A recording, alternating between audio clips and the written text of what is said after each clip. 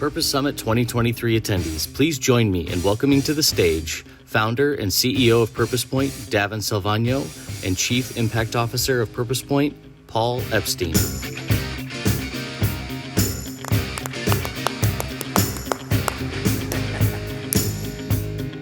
Love it. Welcome back, Purpose Summit 2023 attendees. Did we enjoy last night? Yeah? Yes. Awesome. How have these last 2 days been? Huh? Phenomenal. Wow, we have a power-packed morning this morning for you, and I wanted to say that we have a power-packed finish, but the reality is that this is just the beginning. We're just getting started. I kept saying it the last 2 days. You're going to hear me say it again. What's more important than anything we've done here or that anyone has said here is what you do with it when you leave here. Now, last night, we had some great time over at Compton Family Arena, down on the field, and you might hear some buzz around the room that the summit is changing locations next year. So for those of you who missed where the summit will be, in a minute I'm going to share that announcement with you, but I also want to take care of a couple housekeeping things. We've had some people question how the whole book situation over here works. In your app, there is a button that says books. If you click on that, all of the books from all of our speakers are over there. If you would like to take any of those books with you, there's two options: buy at the summit, buy online. If you click buy at the summit, you can just check out there and take your book. If the book is not on the table anymore, you can click buy online, and then obviously they'll ship it to your house. Pretty simple. All right, so without further ado, it is my pleasure to share with you the location of Purpose Summit 2024.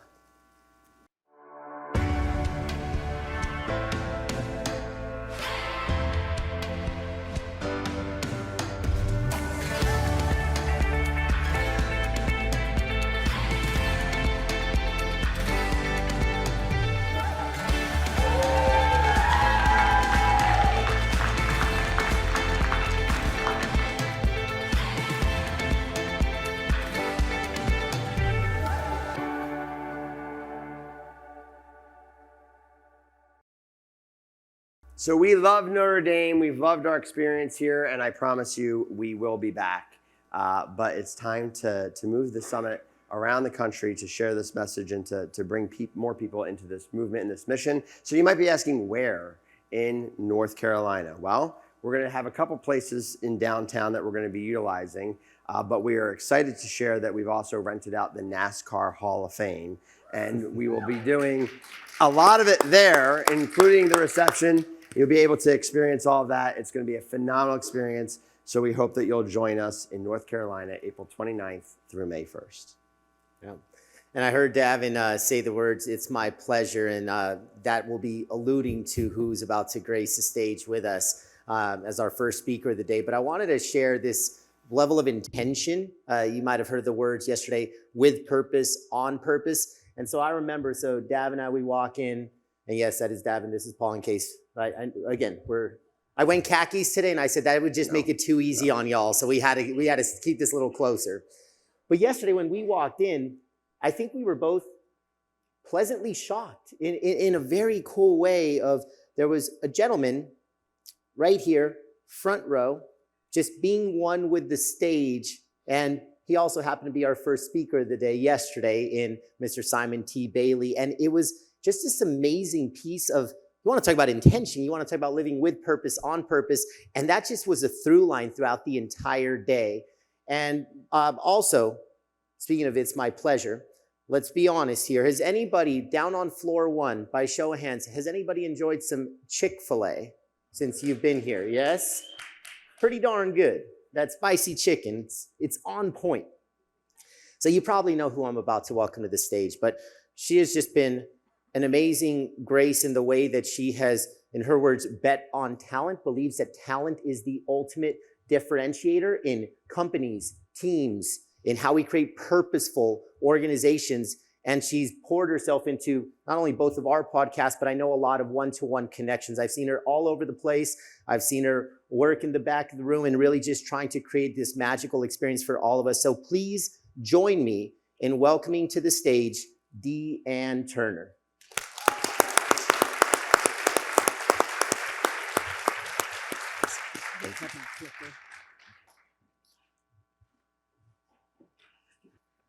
So I have to tell you, 6 years ago, this very day, I was on a stage in South Florida. And the creator of this big conference, there were thousands of people there, and they had decided that John Maxwell would speak twice at this conference. What I did not know until I got there was that John was going to speak first, and then I was going to speak, and then John was going to speak again. That's like a John Maxwell Oreo sandwich kind of thing. A few years before that, I had spoken, and I followed Ruth Graham Lotz, Billy Graham's daughter. So I wrote into my contract after that experience that I am never to follow John Maxwell or Billy Graham's daughter again. And yesterday, Simon is one of my favorite speakers. And as I sat here yesterday, and knowing John Gordon, who's another one that I've heard was coming today, and Nick is outstanding, you're going to love him. I was sitting here thinking, thank you, God, and thank you to heaven that I am not following those guys and I'm first tomorrow. I want to introduce you to my friend, Mr. John Ruck. John Ruck is an elderly man who lives in St. Petersburg, Florida. And shortly after his wife died, a new Chick-fil-A opened near to him.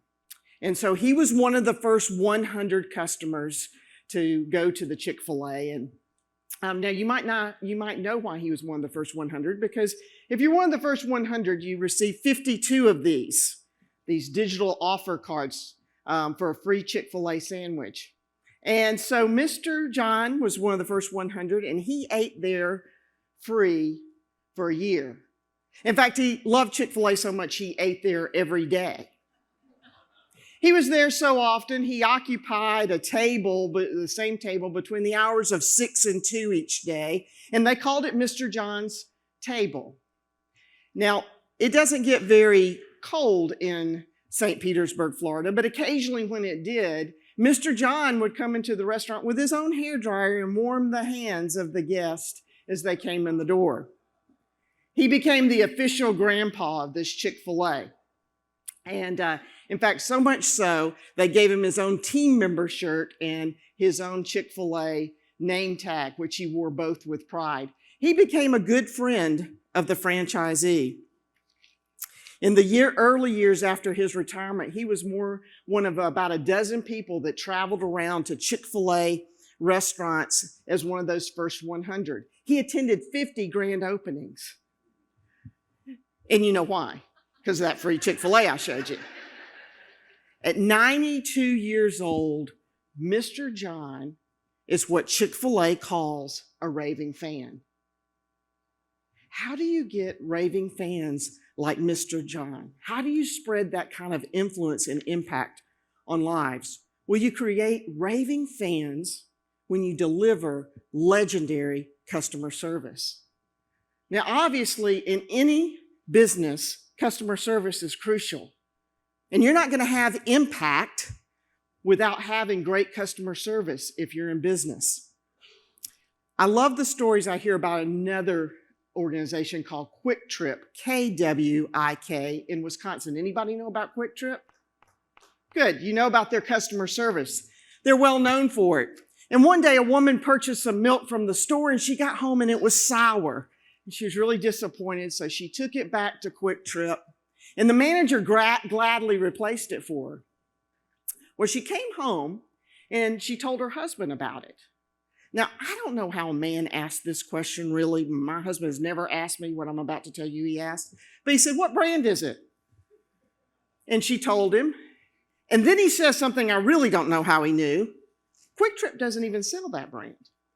Well, she was confused, so she went back to see the manager of the store and she said, "Why did you accept my return on a product you don't even sell?" And he said, "Because we value you as a customer and we want you to be satisfied whether it's our product or not." That's legendary customer service, the kind that they have at Chick-fil-A and Kwik Trip. So how does an organization become known for legendary customer service, the kind they're known for at Chick-fil-A and Quick Trip and so many other organizations? Well, I believe they do this. They bet on talent. You bet on talent. I worked at Chick-fil-A for 33 years, and of course, you just talked about, you raised your hand and said you loved the chicken sandwiches, and they have great chicken sandwiches, and they have clever commercials and clean restaurants. But if you ask anybody from the franchisees who operate the Chick-fil-A restaurants to the corporate staff at the support center, if you ask any of them, what's the secret sauce at Chick-fil-A? They'll tell you, top to bottom, it's the talent. Some organizations bet on strategy or location or technology or marketing, but at Chick-fil-A, we bet on talent. And if you're an organizational leader who's interested in winning the hearts of your customers and your team members and creating legendary customer service, then my recommendation to you is that you bet on talent. Now, we've seen some research the last couple days and some formulas. That's not me.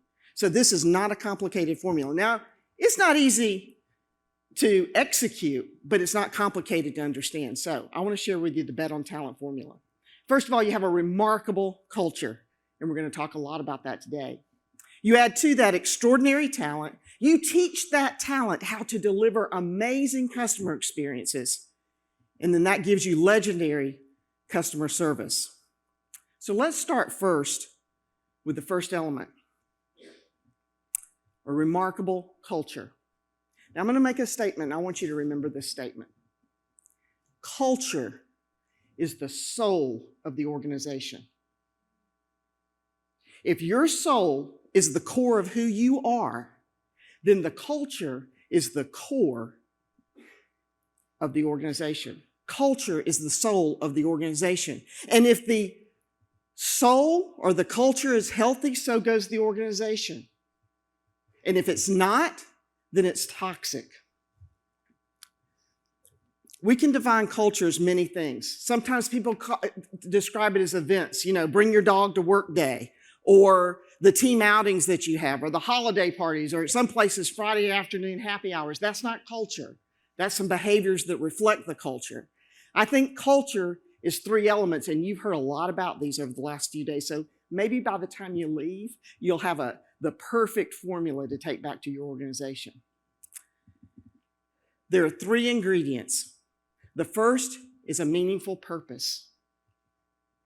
And if you don't know by now, it's foundational. And I thought about this as I sat here and I listened to different people talk about this over the last few days. Gary, when he talked about it, it was like, I'm going to say the same thing. It starts with a meaningful purpose, knowing your why. What's the reason that you exist? Simon Sinek said, start with why, right? Interesting thing about Chick-fil-A. Chick-fil-A did not start with writing down their purpose. So a quick history lesson if you don't know much about Chick-fil-A. In 1946, Truett Cathy founded his first restaurant in a little town of Hapeville, Georgia, right outside of Atlanta. And very small place. And he went from 1946 to 1964 when he incorporated Chick-fil-A. He'd invented the Chick-fil-A sandwich at this little restaurant called the Dwarf House. And then in 1967, he actually opened the first Chick-fil-A. And if you've read the news recently, everything that's been in the news is Chick-fil-A's closing their first restaurant. That's the one. And then he went from 1967 to 1982 until something happened that had never before happened to him. 1946 to 1982. He had a slump in sales. Not only that, he just moved into the 5-story brand new corporate office building on 76 acres south of Atlanta there. So he was heavily in debt. Now let me ask you, you're business leaders, organizational leaders, what do you do when you're heavily in debt and you've had a slump in sales? Well, start cutting your budget and you start thinking about who you're going to let go, right? And if you're really forward thinking, you might think, well, how can we get those Chick-fil-A operators to sell more chicken and have a sales contest? Well, Truett took his executives off for a 3-day retreat to discuss what they were going to do about this problem. And for the first half day, they discussed some of the options I just mentioned. And then halfway through that first day, one of them asked this question: why are we in business at all? And they spent the next 2.5 days discussing the answer to that question. And when they came away, this is what they had: to glorify God by being a faithful steward of all that is entrusted to us, to be a positive influence on all who come in contact with Chick-fil-A. They brought it back to the staff, and they liked it so much that they carved it in bronze, stuck it on a granite slab, and put it at the front door. They wanted to remind themselves every day the reason they came to work. They wanted to remind every franchisee every time they visited, we're here to glorify God by being a faithful steward and a positive influence. They wanted to remind the customers, the vendors, everybody who comes. It, of course, sits there till this day. But you know what? It doesn't do a lot of good to carve something in bronze and stick it on a granite slab if you don't have any results. And so here we are in 2023, and since 1982, Chick-fil-A has not had a slump in sales. In fact, 2020, they blew out all the competition, and I don't have time for the story today how they did that, but it was pretty incredible during the COVID time. They also became debt-free in 2012. You're business leaders and organizational leaders. You know when you become debt-free, you can do a lot of things.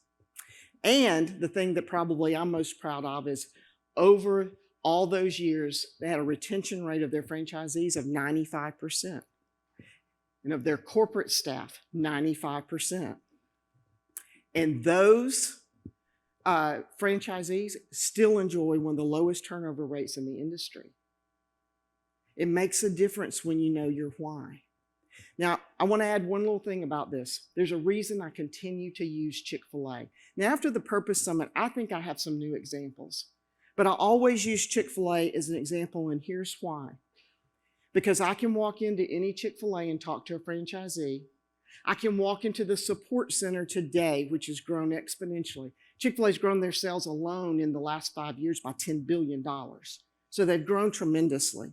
But I can ask any of those people, what is the Chick-fil-A corporate purpose? And they can tell me. And that's the difference in just having a purpose and living your purpose. And they can tell me for two reasons. One is because they talk about it all the time, and not just because it's at the front door. They talk about it all the time.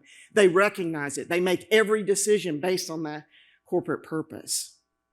So, and they can tell stories about people living it out. Start with why, your meaningful purpose. But a meaningful purpose is not all you need. The second ingredient is a challenging mission. So I'm not going to tell you anything you haven't heard about this. You heard this. Purpose answers the why question. Mission answers the what question. And we did not collaborate on this before, so there must be something about this recipe that we all keep giving you. Mission asks the what. What is the big goal we're going to rally around? What are we going to get this extraordinary talent to achieve? Because if you select good enough talent, they're going to expect to have a challenging goal to achieve. Now, when I think about a challenging mission, I think back to when President Kennedy, back in 1961, he challenged NASA in the U.S. to do something pretty remarkable. In fact, I love his Boston accent, so let's just hear from him. I therefore ask the Congress, above and beyond the increases I have earlier requested for space activities, to provide the funds which are needed to meet the following national goals. First, I believe that this nation should commit itself to achieving the goal, before this decade is out, of landing a man on the moon and returning him safely to the earth. No single space project in this period will be more impressive to mankind or more important for the long-range exploration of space, and none will be so difficult or expensive to accomplish. That was a pretty challenging goal, to send a man to the moon and return him safely to the earth. It was specific, it was time-bound, it met the requirements of a challenging mission. In July 1969, it's a little over 8 years since Kennedy had made this proclamation, and he did that right after Alan Shepard had been the first American in space. And so they have this challenge. If you were alive then, Do you remember where you were on July 20, 1969? Oh, come on. This is audience participation time. And I know there's some people that were alive. Okay, I'm seeing more hands now. Like, don't fake me out. Well, I was 5 years old, and now you're all doing the math, sitting in Vacation Bible School at Green Forest Baptist Church in Decatur, Georgia. Now, the actual landing on the moon would happen way past my bedtime that night, but I remember all of us little 5-year-olds in those small little wooden chairs hovered around the black and white TV watching the lunar module orbit and approach the moon. We were fascinated.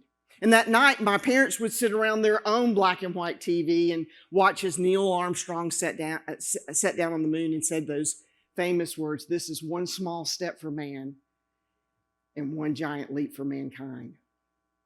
Mission accomplished. But it took a lot to get there, right? 21 manned and unmanned missions since 1961. And 3 astronauts lost their life. Can you imagine what it felt like that day to be part of NASA? Can you just sit for a moment and see yourself in Houston? That control room erupting of what they had just accomplished? In every remarkable culture I've seen, the leaders have identified a mission and rallied their talent around it. Now, I'm going off script because I'm at Notre Dame Stadium and I have to tell you a story. And I want to fit in with all the other guys because they had all the football stories. Well, I've got a football story. And it might mean I have to skip another story later, but I have to tell you this story because it's a full circle moment. So I have a couple college football players in my family, and my youngest son just graduated a year ago from Wake Forest University. And he was a football player. And in 2018, he went to Wake Forest to play football, and mainly because of a coach named Dave Clawson. And I got 4 years to study Coach Clawson and his establishment of a remarkable culture. Now, I don't have the time to go into the whole background about Wake Forest football, but when you say college football, most people say Notre Dame, USC, Michigan, Georgia, go Dogs. I mean, that's usually what people think of. They don't think of Wake Forest. But Coach Clawson has done a pretty remarkable job there. And one of the things that he does great is setting a mission for his team. Now, unlike the University of Notre Dame, where they would set their mission to win the national championship, at that time, their mission for the season was to have a winning season and go to a bowl game. And in 2018, that was their mission. Have a winning season and go to a bowl game. And if they got to the bowl game, they would have tied the school record of going 3 years in a row. That was their challenging mission. And even though Coach Clawson would have liked to have been focused on a national championship, he had that team focus on that because he was building a long-term culture. And there were setbacks all season long, injuries of all kinds. Even their star freshman quarterback broke his leg late in the season. They got down to the last game of the season, and if they didn't win it, they weren't going to have a winning season or go to a bowl game. The game was against Duke. And I'm going to tell you that on that rainy Saturday, there are more people in this room than were at that football game. I wish I could tell you the whole story. It was a wipeout. I can't remember. It was 52-3, something like that Wake Forest won. So they met their mission of going to a bowl game, but they had to win the bowl game in order to have the winning season. So he set a new mission for these guys, which was to win the bowl game. And this would be the first time in school history, they would make school history of winning a bowl game 3 straight years. That was their mission. So they go to play Memphis at the Birmingham Bowl. You've all heard of that bowl, right? The Saturday before Christmas. There were a few more people because it was a prettier day than are here, but not a big crowd. I wish I could tell you the story of the whole game. It went back and forth the whole time. And by the way, Wake Forest was complete underdogs in this game. But they get to the last 20 seconds of the game. Their mission is on the line. Are they going to win this game and have a winning season and make school history by winning a 3rd bowl game in a row? Or are they going to lose? Well, Memphis has the ball on the 20-yard line of Wake Forest. And there's 20 seconds left. So they go out to kick the field goal, and we kind of have our heads down. It's like we're not going to meet the mission. And the kicker kicks the ball, goes through the uprights, but Coach Clausen had called a timeout. They go off the field, they come back, the kicker kicks it again, and it goes straight through, but there's one of those pesky yellow flags out on the field, and Memphis was offsides. Back him up 5 yards, still a chip shot, right, for this experienced kicker. Well, goes back out there, kicks wide left. The media called it Bedlam in Birmingham. They erupted. They had accomplished school history. They had accomplished their mission. But I didn't tell you that story to tell you about that. I told you that story to tell you what happens next. Because great leaders, when an organization meets their mission, what great leaders do is in that moment, they use that to set the next great mission. And I wish I had the video from the locker room of what Coach Clausen did to show you, but I'm going to have to describe it to you really quickly. They're in the locker room and, they're celebrating and they're having all their hoopla and all that. And he tells the seniors, thank you for what you've done for Wake Forest University. You're always welcome back here. And then he says, hey guys, for those of you coming back, in 3 weeks, we go for number 4. It was just a video on Twitter, but when I saw that, that was genius because he set the next mission right there in that locker room with all the momentum going, all the excitement. He got those guys focused on the next mission. That's what great leaders do. They set challenging missions, and while the purpose of an organization rarely changes, the mission changes when it's accomplished. So there you go. You need a meaningful purpose, a challenging mission, and there's one more thing and you know which question it is? It's the how question, right? So the third is demonstrated core values. Beyond knowing your why, you also need to know your what and your how. And you notice I used the word demonstrate, and again, I think it was Gary that mentioned it. But if leaders aren't demonstrating those from the very top, then your values aren't going to get integrated throughout your organization. When I think of values, I think of another college campus that I spend a good bit of time on. Now, I don't know if you know this guy. This is Dr. Nito Quabain. Dr. Quabain is the president of High Point University. He came to the United States at age 17 with $25 in his pocket, and he didn't speak English. He ended up attending what was then High Point College, graduated, went in the furniture business, became a multimillionaire. Then he was sitting on the board of what became High Point University at a time in which they were declining rapidly, and they asked him if he would consider being president of High Point University. And he said, under one condition, and that's that I can run it as a business instead of an academic institution. Now, why would he say that? Well, he had some ideas about what would make this school more successful. For example, he wanted professors to be evaluated based on student evaluations instead of how they were published. And what I understand, this is really unusual. Well, when you go on the campus, well, before I tell you about that, I want to tell you about some of the results he had. So since 2005, enrollment's up over 200%. Faculty has increased over 200%. The campus size has increased over 500%. And probably the number that's most impressive, their budget's increased over 800%, and so has their fundraising. He has done an amazing job. Most importantly to him is for 11 straight years, High Point University has been named the #1 regional college in the South. Now, when you go on campus, you're struck, kind of like when you come on this campus. I mean, I took a walk yesterday. I couldn't find a piece of trash. They were out cutting the grass. It was perfect. Everything looked beautiful. High Point's like that, except they have lots of fountains. Lots and lots of fountains. It looks like Disneyland for college students. It's an amazing place. Well, when I went there the first time and I walked the campus with Dr. Quabain, we walked out of his office and he introduced me to one of the students. And he told me her name, where she was from, what her major was, where she was going to work the next year. And I thought, okay, that was a plant. She was outside his office. That was set up. There's 6,000 students in that school. We walked campus all day long. He spoke to every one of them by name. One kid, his mom had just had surgery, and he even asked how his mom was doing. He knew that she just had surgery.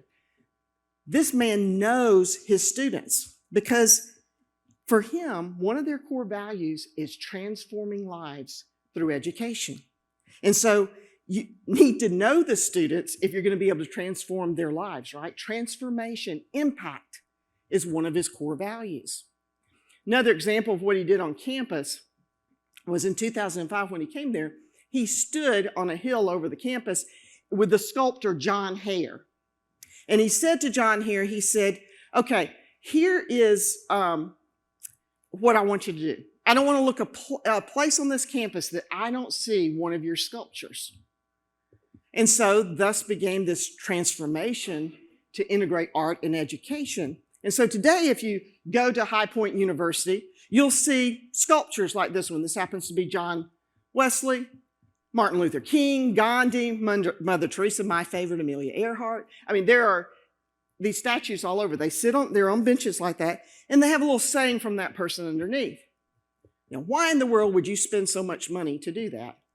I imagine it's the same reason you find some of the special things here at Notre Dame. But this is what Dr. Cobain said. He said, I don't want these students just to learn about the great leaders of history. I want them to sit next to the great leaders of history while they think and create and study, because I want to help transform their lives. And so this is the ways that he goes about it. Remarkable cultures are rare. Why? Why is it so hard to find the Chick-fil-A's and the Quick Trips and the Wake Forest University football team? Because it's hard.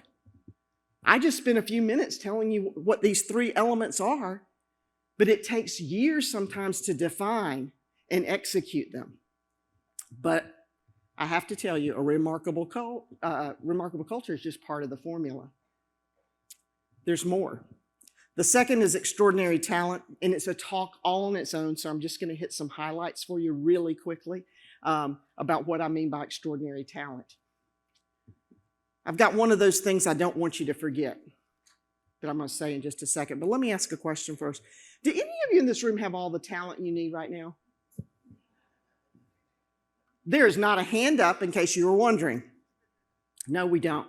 And so this one is really, really hard. And it begins when you change your mindset about talent. So it's this. Stop hiring people. I mean it, don't hire another person. Instead, I'm going to recommend that you select talent. Do you know the difference? Hiring people is about quantity. Selecting talent is about quality. In the restaurant business, when I'm thinking about hiring people, I'm just looking for warm bodies. I need somebody in the back to make salads. I need somebody to stand at the counter and serve the customers. I need somebody in the drive-through to handle that. Oh, but selecting talent, that's about getting the right who in the right place. I want the person that's skilled to make that food in the back, that will do it in such a way that when you go to Chick-fil-A, you don't have to worry about food safety because they know what they're doing.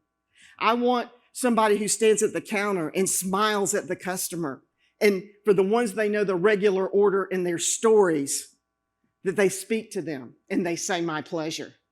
I want that multitasker that can do a bunch of different things running that drive-through where 70% of the business goes.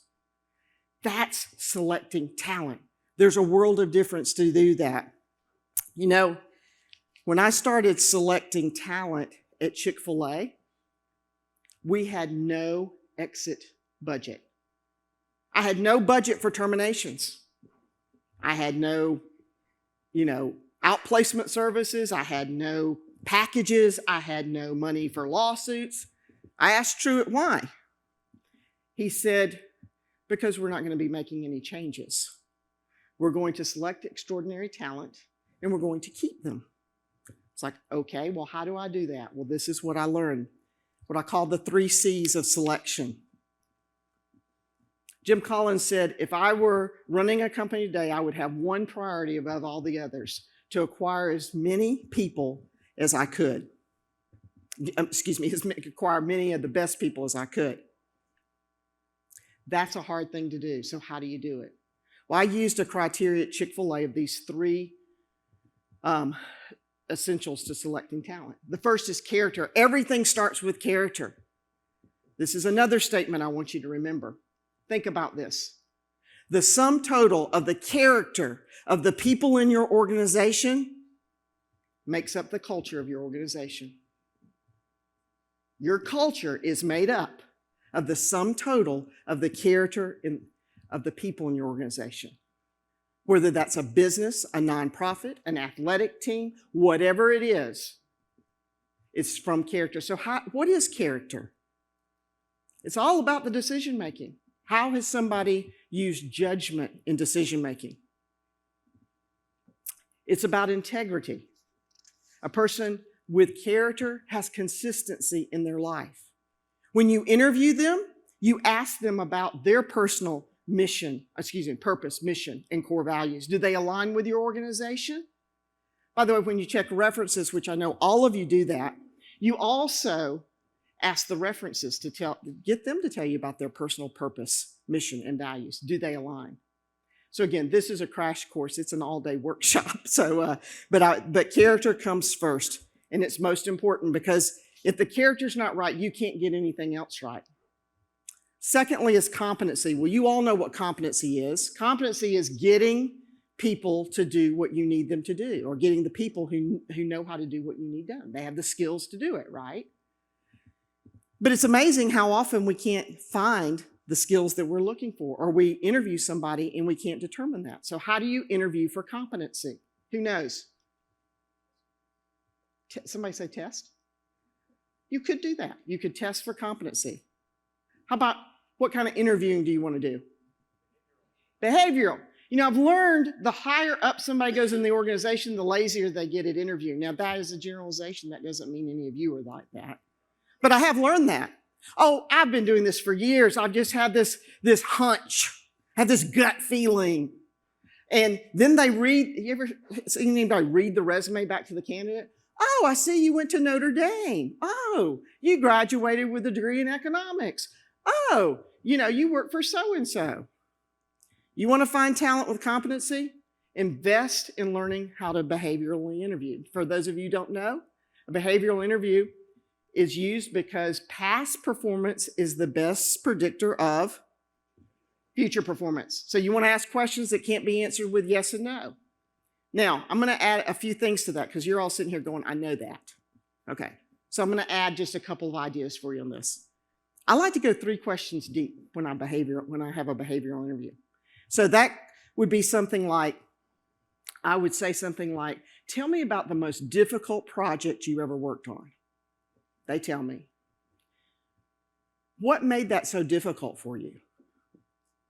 How did you know you succeeded? And then I might say, who gave you the feedback that you succeeded? Or I might say, tell me about the most difficult boss you ever had. How did you manage that? How were you successful in spite of that? What did you learn that you'll do differently so you won't be in that situation again? Those turn into 10-minute conversations. And when you're done, you have a whole package. You know so much about that candidate when you correctly interview them. Now, I couldn't do an interviewing workshop with you about selecting talent today, but I just gave you the ace in the hole for Chick-fil-A. You want to know why they have great talent? They interview this way, and they reference their candidates. That's 80% of it right there. That's the secret sauce. Now, I couldn't do a workshop for you, so I got a gift for you. You'll go to my website, deanneturner.com. You can download my top 25 questions. And not only are the questions on there, but you'll also get what you're looking for in an answer. This tool will help you if you're trying to select extraordinary talent. There's some, so I hope that you find it helpful for you, since I couldn't give you a whole interviewing workshop today. The last element that I look for in selecting talent is chemistry. You know, sometimes we think chemistry is locking arms and singing Kumbaya. It's not. Yeah, it's nice if you get along. You know, we're standing here in this stadium. It's like I can't think of a place that you need better chemistry than on an athletic team at this caliber. But I have a different definition of chemistry. And again, I think it was Gary or Ron, I don't remember, that referred to something like this. But chemistry is when you find somebody so skilled that they can come into a team and they can have a different point of view, but they are collaborative and they can influence everybody else on the team to make a good decision for the team. Or they're so skilled that they come in and they listen well in that collaboration and are open to actually changing their perspective because of what they learn from other people on the team. That's great chemistry. That's what you're looking for if you're going to have extraordinary talent, is that kind of chemistry. But it's hard to get to. Have you heard that Chick-fil-A has a very long interviewing process? You heard that before? So to be a Chick-fil-A franchisee, there are about 80,000 inquiries a year for 120 opportunities. It's easier to get into Harvard than it is to be a Chick-fil-A operator, and that is a statistically true statement. So, why does it take so long? It's not because it takes them so long to make up their mind. They want to go into business. Remember, Truett didn't want any mistakes. We wanted to stay in business together for a long, long time. It's so they can check us out. It's chemistry. Do you want to be a part of an organization? Are you here to serve? Are you, can you be the mayor of the town where you have a Chick-fil-A restaurant and influence and impact that community, both the customers and the team members? They have to learn what we're all about. And it's not just about selling chicken. Anybody can sell chicken. It's about influencing and impacting a community. That's what their role is serving the employees and customers of that community. So that's why it takes so long. So when you're thinking about chemistry and you're in your interview, remember this. If somebody's unfriendly, unapproachable, rude on their interview day, it doesn't get any better. One of the things I used to do is I would go down and see the receptionist after I interviewed, and I would ask her how she was treated by the candidate. How somebody treated somebody they didn't perceive them to be part of the interview process. You know, I think about athletics and those recruits that come in. Hey, check out how they treated people they didn't perceive to be part of the process. How did they treat the equipment guys or gals? Think about all the different ways you can get that inside scoop on how people are treated. All right. So that was your crash course in how I select talent. But there's more. When you select this extraordinary talent, you are one step closer to winning the hearts of your customer. But you need to create some amazing customer experience. Let me tell you this. The difference between an amazing customer experience and a poor customer experience is simply one person who cares about the customer. And if I invited you all up, you would have a story right now to share. I'm going to share one with you. A few years ago, I had flown into Shreveport, Louisiana, and I got there late at night. I went to get my car from somebody that I do a great deal of business with. They gave me my keys. I started on the 3-mile journey to the hotel, and that little light came on that told me that my tire was low. Well, I know from experience and because my husband taught me that sometimes when the weather is cold, that will happen. And it was cold that night. I was on I-20 in a bad part of town. The airport behind me was closed and the hotel was 2 miles ahead. I decided to take a chance. I got to the hotel. I looked at the tire. It was low, probably going to be flat the next morning, but I would deal with it then. Well, sure enough, the next morning it had gone totally flat. So I called this company that I'm a loyal member of and told them what my problem was. And by the way, I'd been on a really long hold, and then we had a long conversation, and then finally she told me the solution. She said, well, we can send somebody to help you. It'll be $75, and it'll be about 2 hours. I was like, well, that wasn't going to help me because I was on my way to a speaking engagement. And she said, well, there's another option. I said, what's that? She said, you can change it yourself. Now, I am not above changing my own tire. My husband taught me to do that too. But I was dressed like this, maybe even more of a suit. And it wasn't a good time for me to change a tire. Well, thankfully, somebody from the hotel came and rescued me. His name was Ben. I'll never forget his name. He came out to change the tire, and he looked at it. He said, "This is not this tire's first rodeo," and he showed me evidence where it had been damaged and plugged. I thought, okay, great. I'm going back over there on the way to my speaking engagement. I'm driving that car over there. I'm getting a new car because I can't go on that little donut thing to where I was going. And I said, I'm going to get over there, and they're going to upgrade me. They're going to give me a great car to drive on to Longview, Texas. I get over there, and they hand me a clipboard, and they said, "You didn't take out the insurance, so you have to pay for the tire." By this time, I'm going to be late for my speaking engagement, so I fill out the paperwork, I take the keys, I check the tires, and I head on to Longview. Fortunately, not all of my rental car experiences have been that way. My husband and I were in Hawaii. We had reserved an economy class car. We get to the rental agency, and it's full of people and no cars. The American Bar Association had just let out, and all the lawyers became tourists, and they were not happy. A lot of you ever been in a room with unhappy lawyers? It makes you very anxious. So we're sitting there, and finally we said, our luau's coming up. It's just down the street.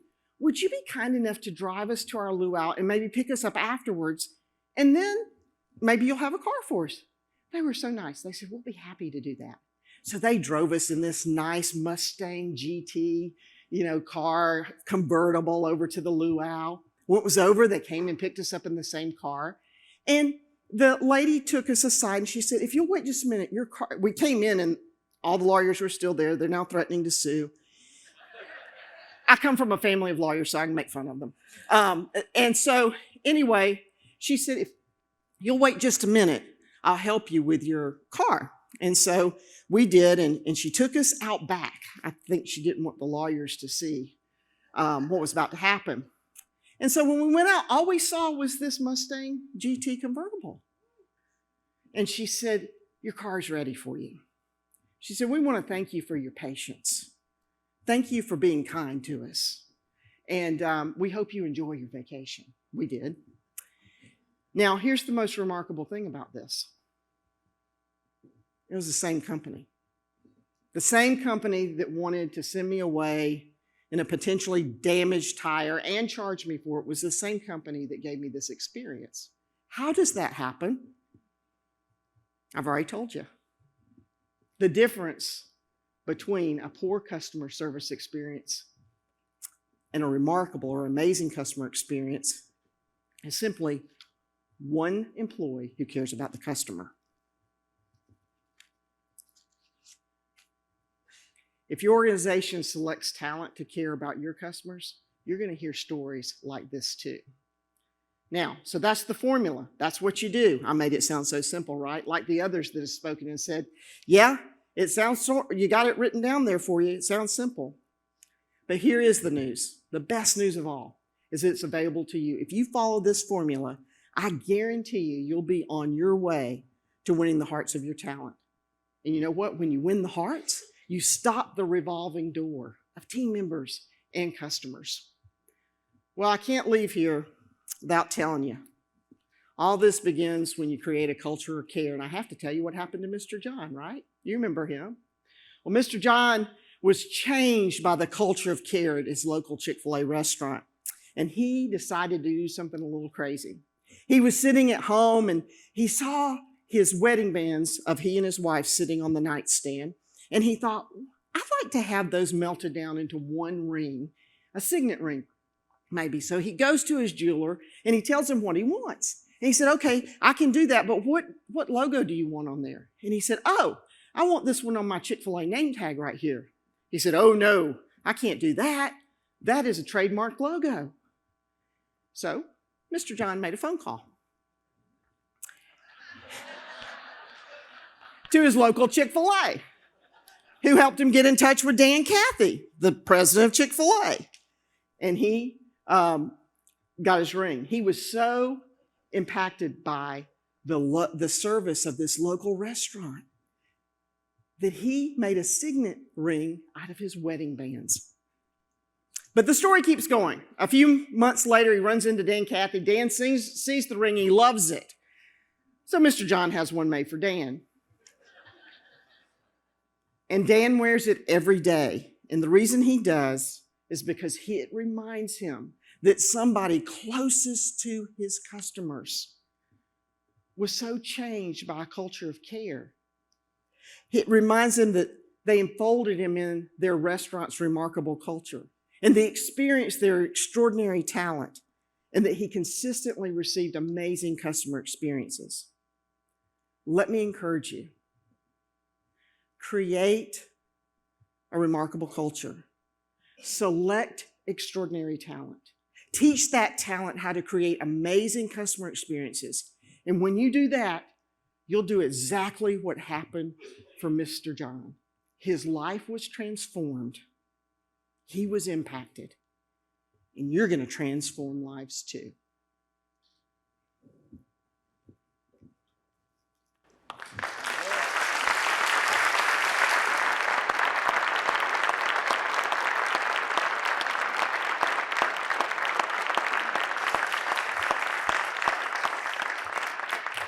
Incredible, incredible, Deanne. And culture, I don't know, did this stick? Culture is the soul of your organization? Like, come on now, that's special. And I think about culture, another piece that Deanne brought us to is it's the sum of the character of our organizations. And that's really where I want to bring us, because this is the piece that applies to every single person in this room, where we've got a variety of ranks, roles, titles, all this stuff. And sometimes we think of culture as this collective. But what if we could challenge that notion and say, all culture is local? Because sometimes you got to ask, well, who's the leader? What department? What location? What floor of the building? And that's the culture. Because you visit and floor 5 is warm and cozy, and then floor 6 is frigid and cold. And sometimes it's the same department. So in big cultures, we can have infinite microclimates, and that's where Deanne brought us. She said you're one person and one action away from redefining and reshaping what the customer experience is. So I would challenge all of us, if all culture is local, even down to the individual, when you and I walk in a room or hop on a Zoom meeting, we either warm it up or we cool it off. The question is, are we aware of our own temperature? And when we're aware of intentionally warming up the room, and then the person to your left and right does it, that's how culture can scale, one person at a time. So with that, hands together again for Deanne Turner.